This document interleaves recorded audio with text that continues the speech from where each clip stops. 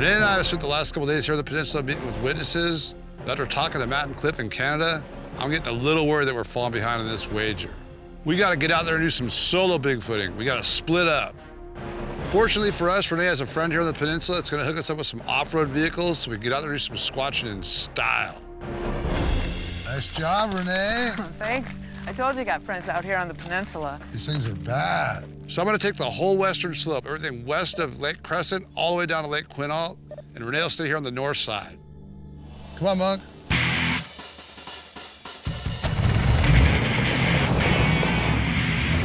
These off-road vehicles will take us deep into some of the most rugged parts of this territory, and hopefully yield us a Bigfoot encounter and some points. But whatever happens, this definitely will be an adventure.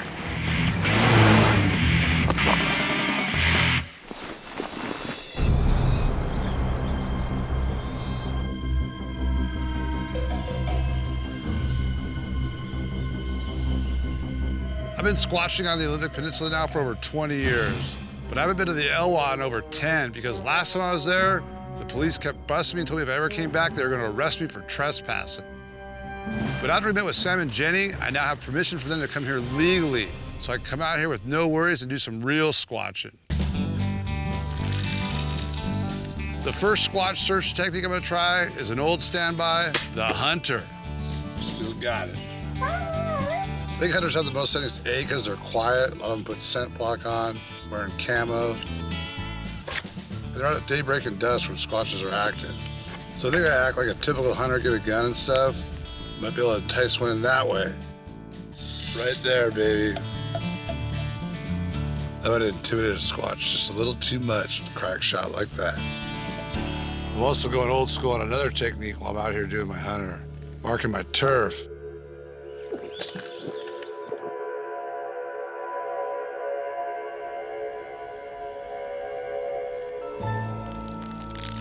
Whose turf is it now, creature?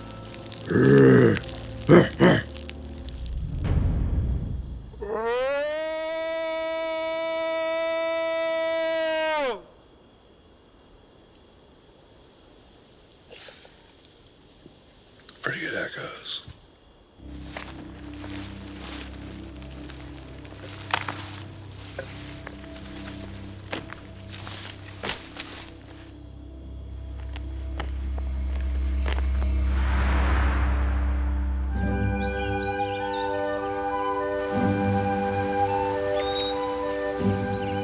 Well, I struck out with the hunter technique, so I'm gonna try something a little more drastic this time. I got a new approach.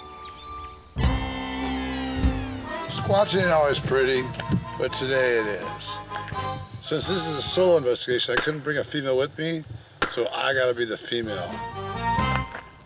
There's a lot of reports about single women being approached by squatches, especially in remote cabins out hiking. So I thought, I'm a pretty good looking dude. I'd make a hot chick if I dress up. So that's what I'm doing today.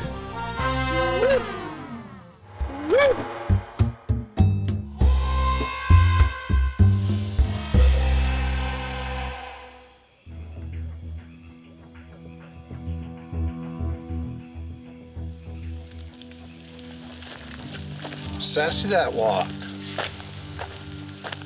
It's getting pretty dark. I don't know if they can even see that I'm wearing lipstick and looking all come hither. And I'm getting frozen.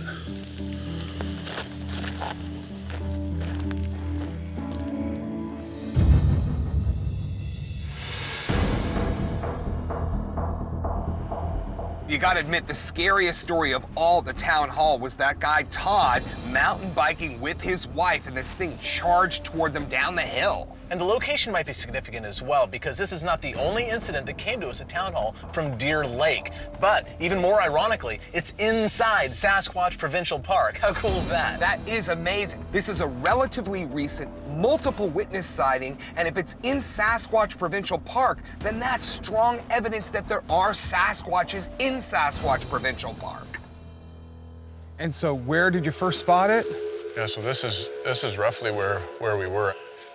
Well, we were just going out for a bike ride. And we came down this trail and we heard this noise. I just stopped my bike and looked back. And I saw Sylvia's face was in shock. She was so scared. So then I look up to where she's looking, and that's where we saw it.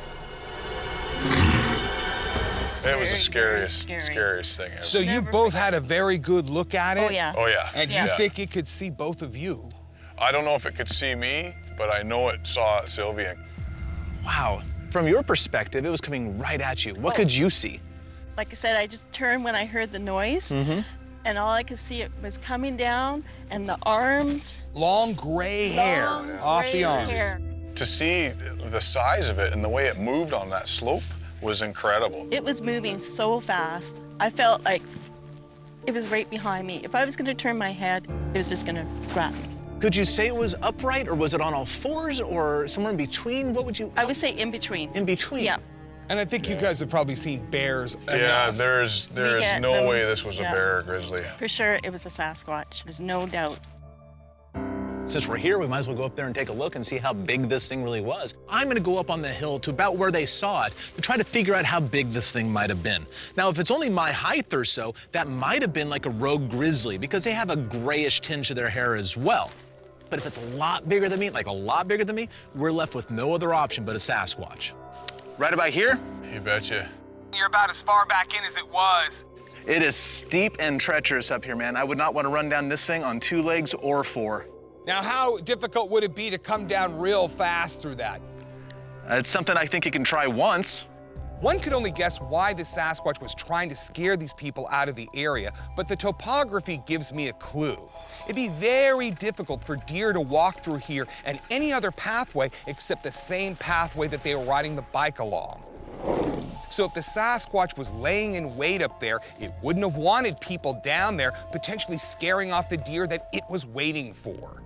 You know, Cliff, it just occurred to me, that's about as far back as the Sasquatch was as we would hear it coming along. A safe distance where it could look down and see everything going along the trail below it, but still high enough on the flank that things along the trail aren't gonna smell it, aren't gonna see it. So a real good ambush position. I think we have here a bluff charge. I think what was going on here is that this Sasquatch did not want them in the area, so it charged at them. It's a bluff charge. That's exactly the sort of behavior that one can see if they watch chimpanzees or gorillas doing bluff charges. They don't just stomp their feet and run at them. They actually grab things on the ground and throw things and make noise and make a big, huge ruckus. That's what the Sasquatch was doing. How do I know it's a bluff charge? Because Sylvia and Todd are not dead. And if a Sasquatch wanted to get them, they'd be gone. That is some treacherous terrain up there. Oh, I bet, yeah. Well, that's the thing is there was so much coming down with it, right? And that's what the initial noise was, I guess. Well, they are huge, they're unexpected, and in this case, I really do think that it was trying to scare you, right. And they're awfully good at that. And it worked. 1 point for Team Canada. Believable witness.